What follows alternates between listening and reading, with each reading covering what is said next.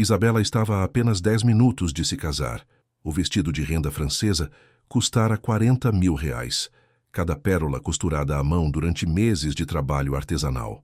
Seus dedos tremiam enquanto ajustava o véu de 3 metros que arrastava pelo chão de mármore da sacristia. Do lado de fora, 300 convidados aguardavam na Basílica Nossa Senhora do Carmo, no coração do bairro nobre de São Paulo. Tudo estava perfeito, absolutamente tudo. Até que ela olhou pela janela lateral da igreja e viu aquele homem, um mendigo sujo, de roupas rasgadas, parado do outro lado da rua. E algo dentro dela simplesmente quebrou. Seu coração disparou. As mãos começaram a suar dentro das luvas de seda. Não era possível. Não podia ser. Mas aqueles olhos castanhos que ela conhecia tão bem, mesmo escondidos sob camadas de sujeira e uma barba desgrenhada que cobria metade do rosto, Isabela sentiu o mundo girar. Suas pernas bambas mal a sustentavam. O buquê de rosas brancas escorregou de suas mãos e caiu no chão com um baque surdo. E se você quer descobrir como essa história termina, não esquece de se inscrever no canal e ativar o sininho para receber mais histórias emocionantes como essa. Agora, deixa eu te contar desde o início como Isabela chegou até esse momento. 6 meses antes, Isabela Cavalcante acordava todos os dias às 5h30 da manhã no apartamento de 200 metros quadrados em Moema. A luz ainda estava escura quando ela abria os olhos, mas sua rotina era precisa, como um relógio suíço.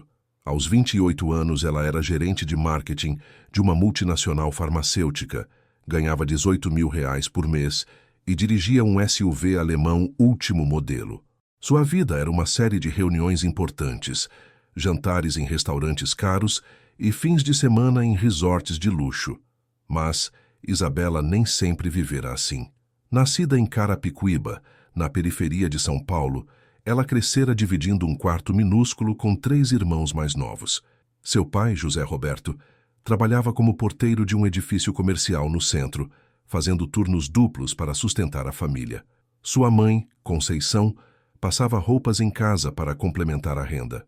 A pequena Isabela estudava de manhã e à tarde ajudava a mãe, carregando as trouxas pesadas de roupas limpas e engomadas que precisavam ser entregues aos clientes. Ela ainda se lembrava do cheiro. Aquele cheiro de ferro quente sobre o tecido úmido, misturado com o aroma de sabão em pó barato e suor.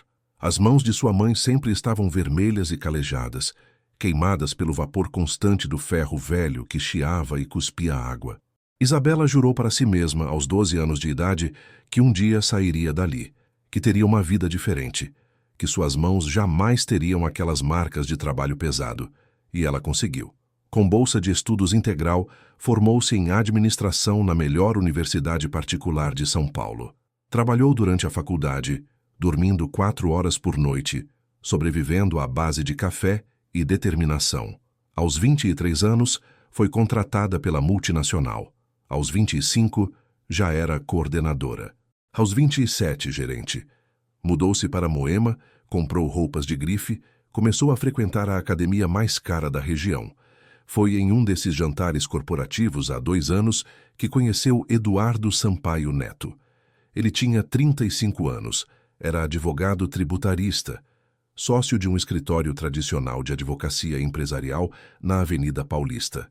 Vinha de família antiga paulistana, com sobrenome conhecido nos círculos da elite. Alto, cabelos castanhos sempre perfeitamente cortados, terno sob medida, relógio suíço que custava mais que um carro popular. Eduardo era tudo o que Isabela imaginava para sua nova vida. Na primeira vez que conversaram, ele sorriu de lado enquanto ela falava sobre suas estratégias de marketing digital. Tinha aquele jeito confiante de quem nasceu sabendo que o mundo lhe pertencia. Pegou o celular dela e digitou seu próprio número sem pedir permissão, apenas dizendo com um sorriso charmoso que a levaria para jantar no melhor restaurante japonês da cidade. E levou. Isabela se sentiu nas nuvens. Nos primeiros meses, Eduardo foi perfeito. Atencioso, romântico, generoso. Levava-a para viagens de fim de semana em Campos do Jordão e Búzios. Apresentou-a aos amigos do círculo social dele, todos advogados, médicos e empresários bem-sucedidos. Isabela sentia que finalmente havia chegado onde sempre quis estar. Ninguém ali sabia de Carapicuíba. Ninguém sabia que sua mãe passava roupas ou que seu pai era porteiro. Ela simplesmente era Isabela Cavalcanti, a gerente de marketing bem-sucedida e elegante. O pedido de casamento aconteceu em Paris. Eduardo a levou ao topo da Torre Eiffel ao pôr do sol e ajoelhou-se com uma caixa de veludo contendo um anel de diamante de 2 quilates. Isabela chorou. Disse sim. Abraçou-o enquanto os turistas ao redor batiam palmas. Naquele momento, sentiu que toda a dor, todo o sacrifício, toda a vergonha que sentira na infância havia valido a pena. Mas havia sinais. Pequenos sinais que Isabela escolhia ignorar porque não queria ver. A forma como Eduardo às vezes a interrompia quando ela falava, principalmente na frente dos amigos dele.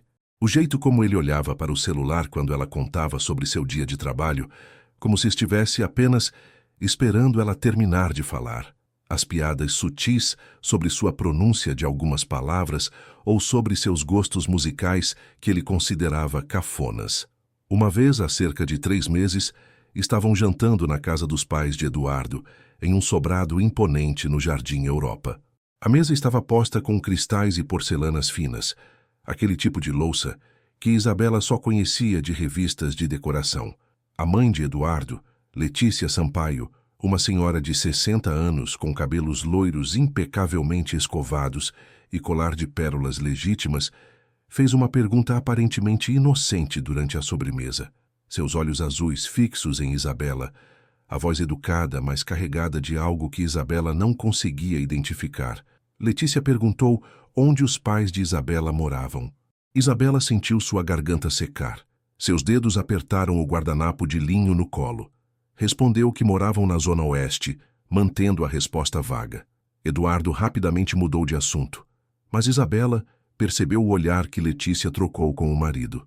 Um olhar que dizia claramente que eles sabiam. Sabiam que ela vinha de baixo. Sabiam que ela não era do mesmo mundo deles. Naquela noite, no carro voltando para casa, Isabela ficou em silêncio. Eduardo dirigia distraído, falando sobre o próximo caso que assumiria no escritório. Ela olhava pela janela, vendo as mansões iluminadas passarem, e se perguntava se realmente pertencia a tudo aquilo. Mas então Eduardo estacionou, virou-se para ela, tocou seu rosto com ternura e disse que a amava. E Isabela empurrou as dúvidas para o fundo da mente. Os preparativos do casamento consumiram os meses seguintes. Isabela contratou a melhor wedding planner de São Paulo, uma mulher que organizava casamentos de celebridades e cobrava honorários equivalentes ao salário anual de um professor. A cerimônia seria na Basílica Nossa Senhora do Carmo, uma das igrejas mais tradicionais e bonitas da cidade. A recepção aconteceria no Palácio Tangará, um hotel 5 estrelas rodeado por jardins exuberantes. Mas havia um problema crescente. Eduardo começou a questionar a lista de convidados de Isabela. Ela queria convidar seus pais, seus 3 irmãos, alguns tios e primos, além de amigas da época da faculdade que ainda moravam na periferia.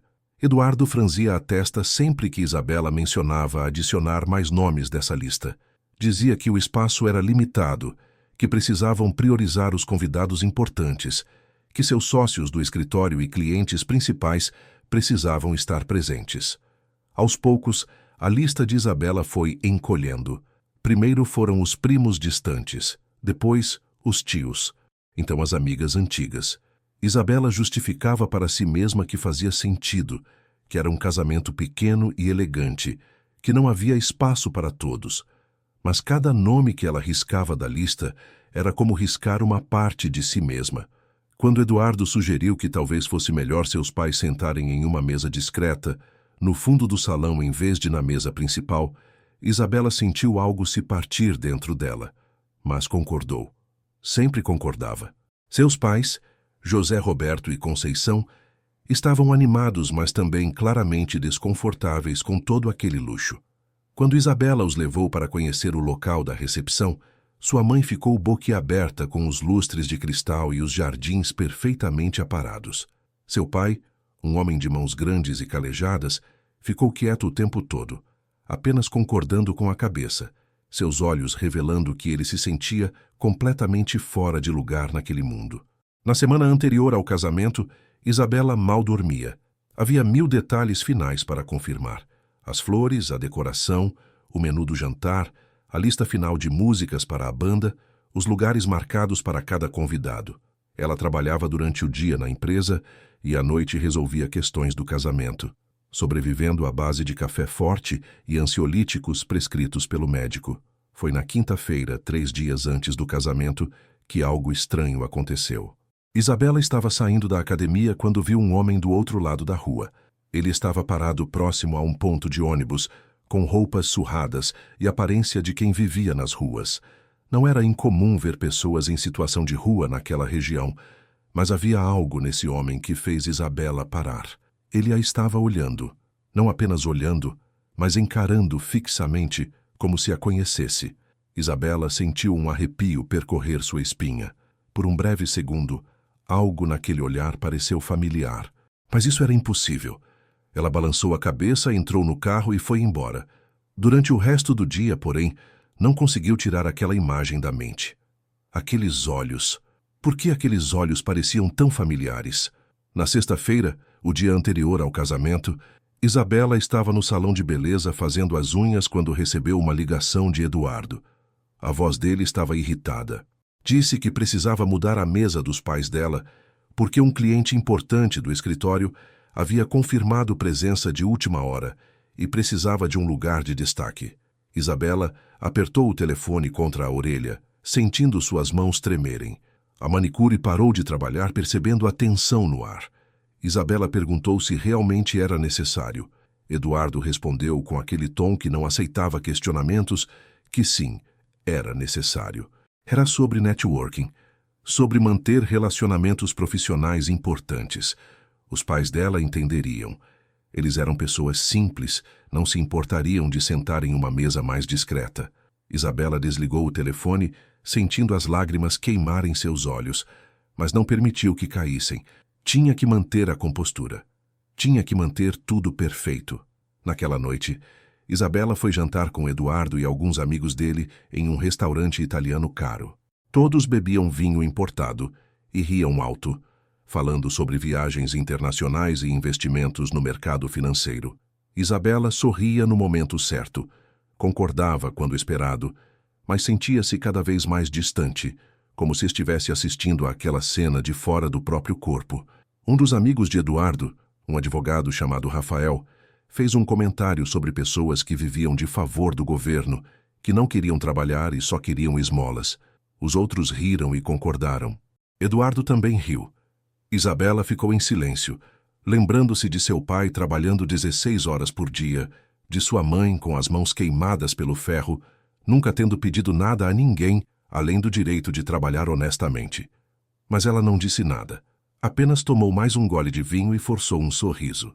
Quando voltaram para casa, já passava da meia-noite. Eduardo beijou-a rapidamente e disse que precisava revisar alguns documentos para um caso importante. Sentou-se no escritório com o notebook, enquanto Isabela tomava banho.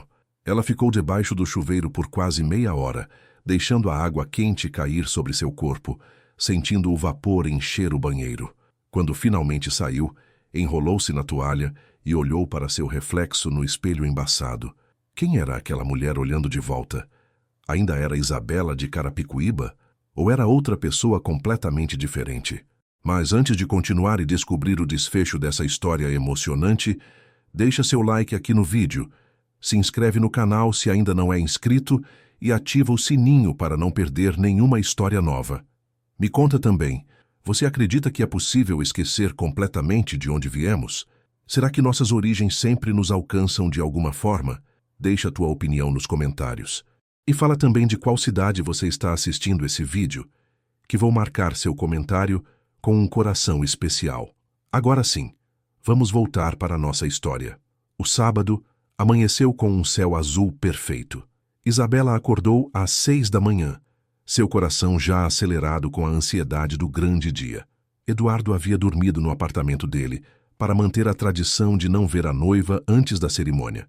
Ela estava sozinha, e aquele silêncio deveria ser paz, mas parecia opressor.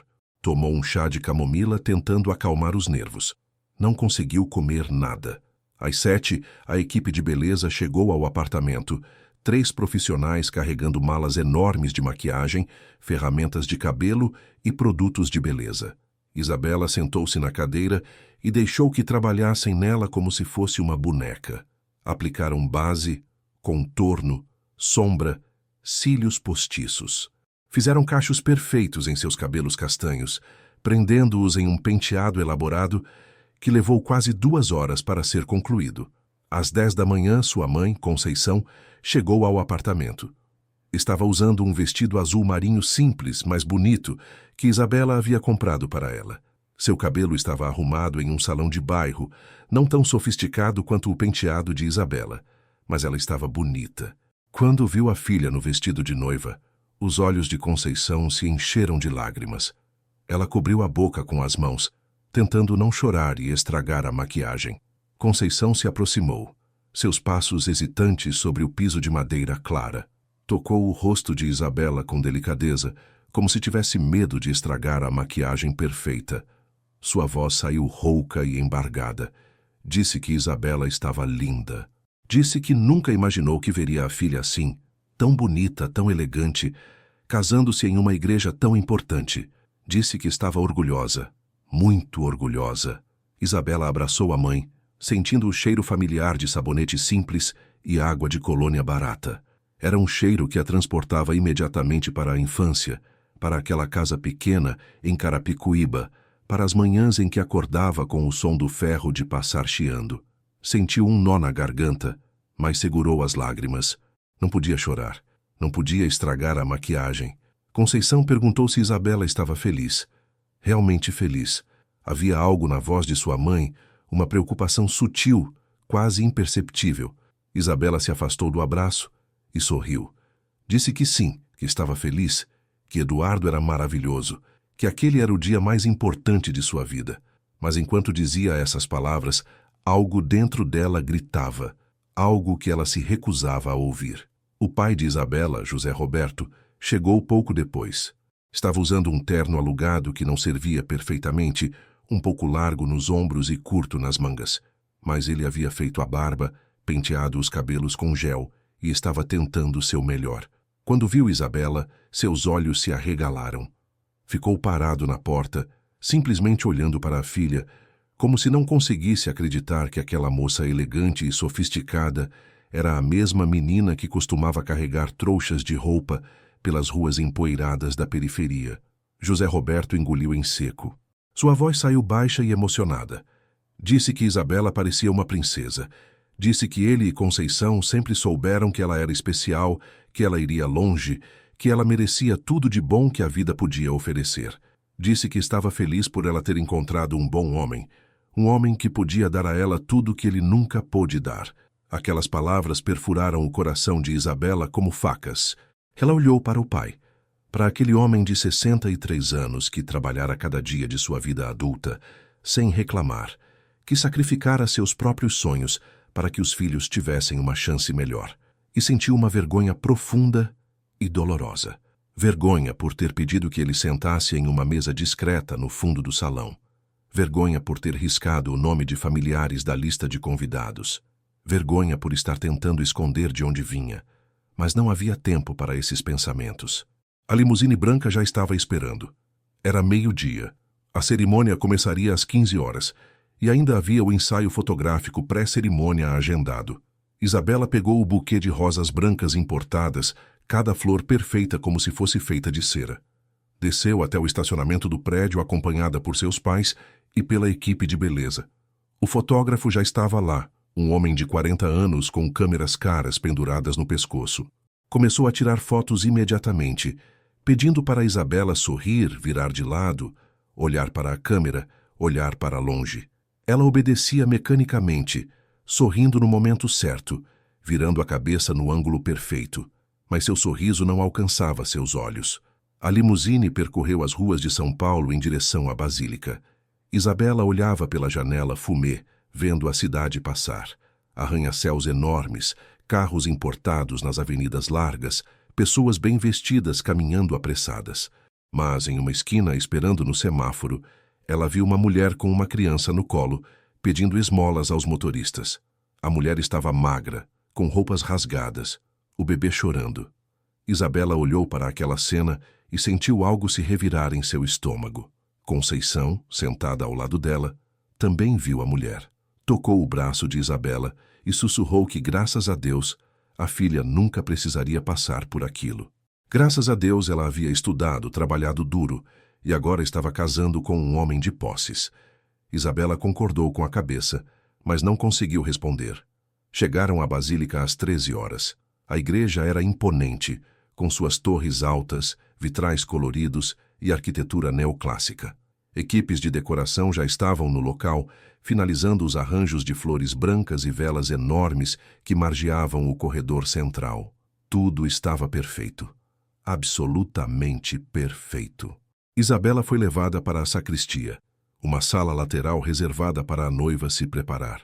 Havia um sofá de veludo, um espelho enorme com luzes ao redor e uma mesinha com champanhe e petit fours. Ela se sentou, ajeitando o vestido volumoso ao seu redor. Suas damas de honra chegaram logo em seguida, 4 amigas de trabalho e faculdade, todas vestidas em longos azul marinho elegantes. Enquanto elas tagarelavam animadas sobre a decoração e sobre como Eduardo era lindo, Isabela olhou pela janela. A sacristia tinha uma vista para a rua lateral da igreja. Ela conseguia ver parte da calçada, algumas árvores, alguns carros estacionados. Os convidados já começavam a chegar. Mulheres em vestidos de festa caros, homens em ternos sob medida. O mundo de Eduardo. O mundo que agora também era dela. Mas então, do outro lado da rua, ela viu um movimento. Um homem estava ali parado. Um homem com roupas rasgadas e sujas, barba desgrenhada, cabelos longos e embaraçados. Um mendigo. Não era incomum ver pessoas em situação de rua perto de igrejas, especialmente em dias de eventos. Mas havia algo nesse homem. Isabela se levantou da cadeira e chegou mais perto da janela. Seu coração começou a bater mais rápido sem que ela entendesse o motivo. O homem estava olhando para a igreja. Não para a igreja. Para ela. Ele estava olhando diretamente para a janela da sacristia, como se soubesse que ela estava ali. Ela conseguia ver os olhos dele, mesmo à distância. Olhos castanhos, fundos, cheios de uma tristeza profunda. E algo naqueles olhos era familiar, terrivelmente familiar.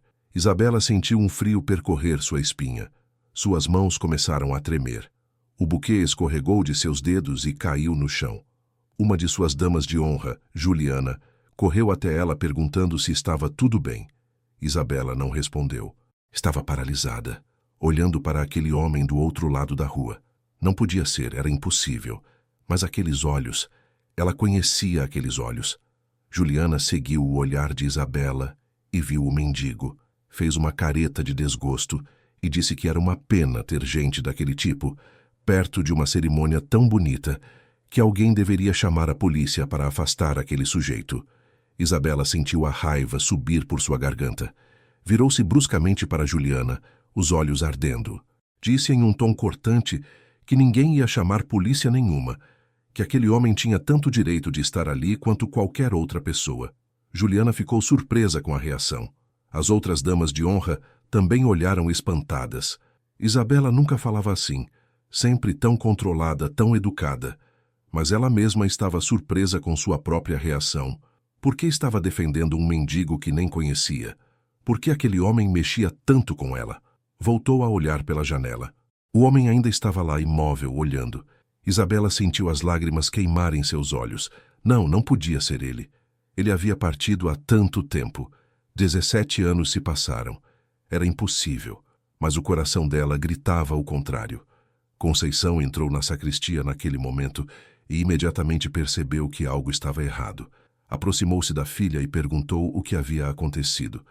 Isabela apontou para a janela, sua mão tremendo, sua voz saindo rouca e embargada. Disse que havia um homem ali. Um homem que ela achava que conhecia. Um homem que não deveria estar ali. Conceição olhou pela janela e seu rosto empalideceu instantaneamente. Levou a mão à boca, seus olhos se arregalando em choque e horror. Ela cambaleou, tendo que se segurar na parede para não cair. Suas pernas falharam. Isabela segurou o braço da mãe, sentindo-a tremer violentamente. Isabela perguntou, sua voz desesperada, se aquele homem era quem ela pensava que era. Conceição não conseguia falar. Apenas balançava a cabeça, lágrimas escorrendo por seu rosto, estragando a maquiagem que havia feito com tanto cuidado. Finalmente, em um sussurro quebrado, ela confirmou. Disse que sim. Disse o nome que Isabela não ouvia há 17 anos. Gabriel, seu irmão mais velho. Gabriel. O mundo de Isabela desabou. Gabriel, seu irmão. O irmão que havia desaparecido quando ela tinha apenas 11 anos. O irmão que saiu de casa dizendo que ia procurar emprego e nunca mais voltou. A família procurou por meses, colocou cartazes, registrou o boletim de ocorrência, rezou, chorou-se desespero. Mas Gabriel simplesmente sumiu, como se tivesse sido engolido pela cidade. Com o tempo, a família teve que aceitar que talvez ele nunca voltasse. Talvez estivesse morto. Talvez tivesse decidido começar uma nova vida longe deles. Aos poucos, a dor aguda se transformou em uma dor surda e constante. Conceição chorou todas as noites durante anos. José Roberto ficou mais calado, mais distante. Isabela, que adorava o irmão mais velho, sentiu um vazio que nunca foi preenchido. E agora ele estava ali, do outro lado da rua. Vivo, mas vivendo nas ruas, sujo, maltrapilho, irreconhecível não fosse pelos olhos. Aqueles mesmos olhos castanhos e bondosos que Isabela lembrava. Os olhos do irmão que costumava brincar com ela, que a defendia dos valentões da escola, que dividia com ela o último pedaço de pão quando não havia comida suficiente. Isabela não pensou, simplesmente agiu. Levantou a saia do vestido de noiva e correu. Correu pela sacristia, atravessou o corredor lateral da igreja, empurrou a porta pesada de madeira e saiu na rua. Suas damas de honra gritaram atrás dela, mas ela não parou. Seus sapatos de salto alto batiam no asfalto. O véu de 3 metros arrastava na calçada, pegando sujeira e poeira. Gabriel a viu correndo em sua direção e seu rosto se contorceu em uma mistura de emoções impossível de descrever. Medo, vergonha, amor, dor, tudo ao mesmo tempo. Ele deu um passo para trás como se quisesse fugir, mas suas pernas não o obedeceram. Ficou ali, parado, enquanto a irmã atravessava a rua correndo, o vestido branco voando ao redor dela como asas. Isabela parou a menos de 1 metro dele. Agora que estava tão perto, podia ver todos os detalhes. A pele queimada pelo sol e marcada por cicatrizes. A barba suja e emaranhada. As roupas que eram pouco mais que trapos. O cheiro forte de corpo não lavado há semanas. As mãos trêmulas de alguém que provavelmente lutava contra o vício. Mas eram os olhos. Os olhos eram os mesmos. Sua voz saiu quebrada, mal conseguindo formar as palavras. Ela disse o nome dele. Gabriel. Perguntou se era realmente ele, se estava vivo, onde ele esteve todos esses anos, por que ele nunca voltou para casa, por que os abandonou. Gabriel não respondeu por um longo momento. Apenas olhava para a irmã, para aquela mulher linda e elegante em um vestido de noiva caríssimo, tão diferente da menina magra e espevitada que ele deixara para trás 17 anos atrás. Lágrimas começaram a escorrer por seu rosto sujo, deixando rastros limpos em suas bochechas. Finalmente ele abriu a boca. Sua voz estava rouca, quebrada, como se não fosse usada há muito tempo. Disse que sim, era ele. Disse que nunca quis partir. Disse que naquele dia, 17 anos atrás, foi procurar emprego e acabou no lugar errado, na hora errada. Foi confundido com outra pessoa, preso injustamente por um assalto que não cometeu. Passou 3 anos na cadeia. Quando saiu, estava mudado. Viciado em drogas que aprendeu a usar lá dentro, cheio de vergonha, destruído por dentro. Gabriel disse que tentou voltar para casa várias vezes. Chegou até a rua onde a família morava, mas sempre desistia. Não conseguia enfrentar os pais. Não conseguia deixar que a irmãzinha o visse daquele jeito. Preferiu sumir completamente. Viver nas ruas, morrer lentamente nas esquinas da cidade. Pensou que seria melhor para todos acreditarem que ele estava morto do que verem no que ele se transformou. Isabela ouvia cada palavra, sentindo seu coração se despedaçar em 1000 pedaços. Lágrimas escorriam livremente por seu rosto, estragando a maquiagem perfeita, manchando o vestido branco. Ela estendeu a mão e tocou o rosto do irmão, sentindo a barba áspera sob seus dedos. Gabriel fechou os olhos ao toque dela, como se fosse a coisa mais dolorosa e maravilhosa que já havia sentido. Ele sussurrou que vinha observando ela há alguns dias. Tinha descoberto, por acaso, conversando com outro morador de rua, que Isabela Cavalcante de Carapicuíba havia se tornado alguém importante, uma gerente de marketing, uma mulher bem-sucedida, e hoje estava casando. Gabriel disse que precisava vê-la, mesmo que de longe. Precisava saber que pelo menos um deles havia conseguido escapar, que pelo menos ela estava bem. Isabela sacudiu a cabeça violentamente. Disse que nada disso importava, que ele era seu irmão, que ela o amava, que nunca deveria ter ficado sozinho todos esses anos. A voz dela saiu alta, desesperada, cheia de dor. Disse que ele nunca mais estaria sozinho. Nunca mais. Foi quando ela ouviu a voz de Eduardo atrás dela. Ele havia saído da igreja ao ouvir o burburinho dos convidados sobre a noiva correndo para a rua. Estava parado na calçada, com seu terno preto impecável, o rosto vermelho de raiva e confusão. Gritou o nome de Isabela, perguntando o que diabos ela estava fazendo. Perguntou quem era aquele mendigo sujo que ela estava tocando. Disse que os convidados estavam todos esperando, que ela estava fazendo um escândalo, que precisava voltar imediatamente. Isabela virou-se para Eduardo, e foi como se estivesse vendo-o pela primeira vez, realmente vendo. Viu o homem por trás do terno caro e do sobrenome importante. Viu o desprezo em seus olhos enquanto olhava para Gabriel. Viu a preocupação não com ela, mas com o que os convidados pensariam. Viu tudo que ela havia escolhido ignorar durante 2 anos. Ela disse que aquele homem era seu irmão. Eduardo ficou em silêncio por um momento, processando a informação. Então seu rosto se contorceu em desgosto.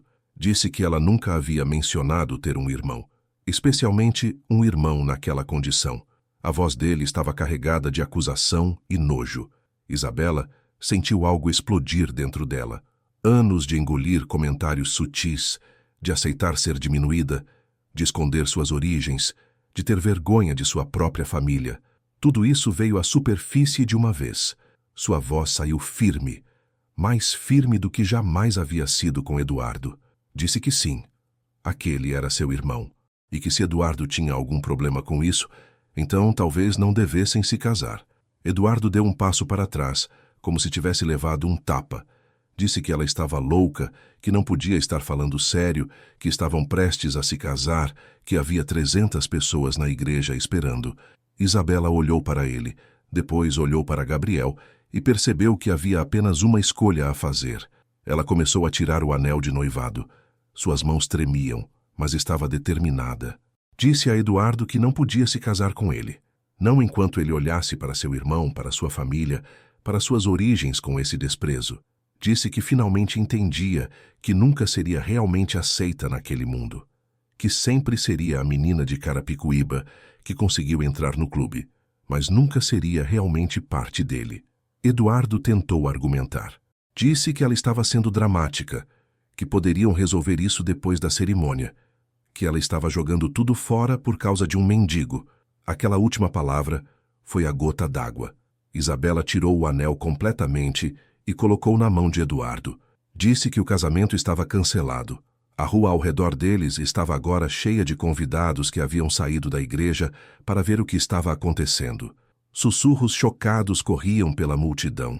Câmeras de celular começaram a gravar. As damas de honra olhavam horrorizadas.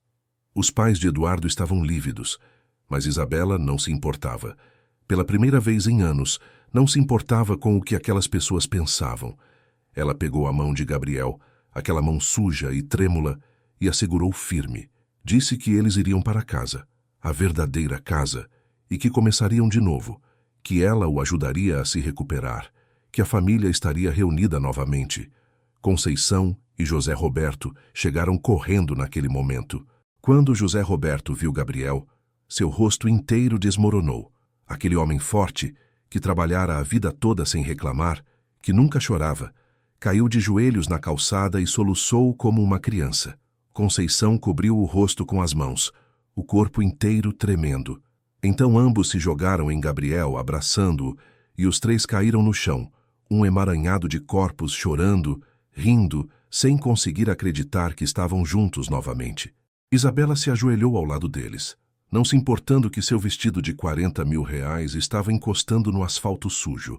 Abraçou seu irmão e seus pais, sentindo algo dentro dela se curar. Uma ferida que ela nem sabia que tinha. A ferida de ter vergonha de quem era, de onde vinha, das pessoas que a criaram. Eduardo ainda estava ali, segurando o anel, parecendo completamente perdido. Gritou uma última vez que Isabela estava cometendo um erro enorme, que iria se arrepender, que estava jogando fora a melhor oportunidade de sua vida. Isabela levantou-se, ainda segurando a mão de Gabriel, e olhou para Eduardo uma última vez. Disse que ele estava certo em uma coisa. Ela estava jogando fora uma oportunidade, a oportunidade de se tornar alguém que ela não reconheceria mais no espelho, a oportunidade de viver uma mentira pelo resto da vida, e que ela preferia 1000 vezes ser quem realmente era, ao lado das pessoas que realmente a amavam, do que viver naquela farsa dourada. Comenta aqui embaixo. Justiça foi feita para que eu saiba que você chegou até o final desse vídeo e vou marcar seu comentário com um coração especial. E se a história de Isabela te emocionou, eu tenho outra ainda mais surpreendente para compartilhar com você. É só clicar no vídeo que está aparecendo agora na sua tela e eu te conto tudo. Um grande abraço e até a próxima história emocionante. Tchau, tchau.